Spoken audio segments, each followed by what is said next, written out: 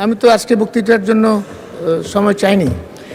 মাননীয় chief whip জনাব লুৎফুজ্জামান বাবর, আজকে আপনি বলতে চাচ্ছেন না? আজকে আমি বলতে চাচ্ছি না, আর এই কথাটাও সঠিক না। আমি মাননীয় হুইপ জনাব নুরুদ্দিন অপুর সাথে আমার এই ব্যাপারে কোনো কথাই হয় নাই। আচ্ছা, ঠিক আছে। মাননীয় সদস্য জনাব লুৎফুজ্জামান বাবর,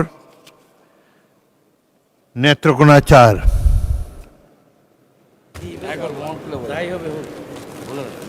অনুপস্থিত।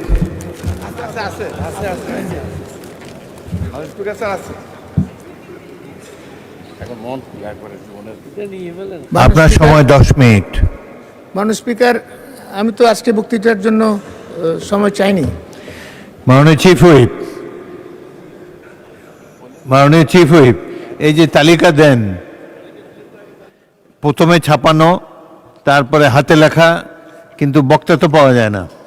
মাননীয় স্পিকার, আমাদের মাননীয় সদস্যবৃন্দ সবাই আজকে যাদের তালিকা দিয়েছি তাদের সকলের সাথে কম বেশি কথা হয়েছে এবং আমার মাননীয় হুইপবৃন্দ সবার সাথে কথা বলেছেন। কথা বলেই তালিকা দেওয়া হয়েছে এবং তারা সবাই ওয়েল অ্যাওয়ার। কিন্তু একটা সমস্যা হচ্ছে কি মাননীয় স্পিকার, আজকে মাননীয় প্রধানমন্ত্রীও সংসদে উপস্থিত নেই। মাননীয় প্রধানমন্ত্রী সংসদের প্রাণ অ্যাকচুয়ালি, উনি থাকলে সবাই তার বক্তব্য শোনাতে চায়, এই জন্য আমরা অনেক বক্তব্য পাই না। তবে বাবর সাহেবের সাথে আমার মনে হয় মাননীয় হুইপ আমাদের নুরুদ্দিন সাহেব কথা বলেছেন, তারপর তার নামটা দেওয়া হয়েছে এবং কথা বলেই নামটা দিয়েছি। কাজে আজকে মাননীয় স্পিকার, আমি অনুরোধ করছি মাননীয় সদস্যবৃন্দ যারা আছেন তারা যদি বক্তব্য রাখেন, আমরা চেষ্টা করবো মাননীয় প্রধানমন্ত্রীর কাছে এই বক্তব্য পৌঁছে দেওয়ার জন্য, যাতে তিনি শুনতে পারেন যে আমরা কী বলেছেন আপনারা। ধন্যবাদ মাননীয় স্পিকার। জনাব লুৎফুজ্জামান বাবর, আজকে আপনি বলতে চাচ্ছেন না? আজকে আমি বলতে চাচ্ছি না, আর এই কথাটাও সঠিক না। আমি মাননীয় হুইপ জনাব নুরুদ্দিন অপুর সাথে আমার এই ব্যাপারে কোনো কথাই হয় নাই।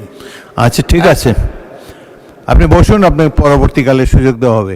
আরেকটি জিনিস, মাননীয় চিফ হুইপ, প্রথম সারিতে আমি মাত্র 3 জন মন্ত্রী দেখতে পাচ্ছি এবং অনেক সদস্য তাদের এলাকার কথা বলেন, এগুলো মন্ত্রীদের শোনা প্রয়োজন। আপনি আমাদের পক্ষ থেকে মন্ত্রীদেরকে অনুরোধ করবেন তারা যেন সংসদে এসে মাননীয় সদস্যদের কথাবার্তা শোনেন।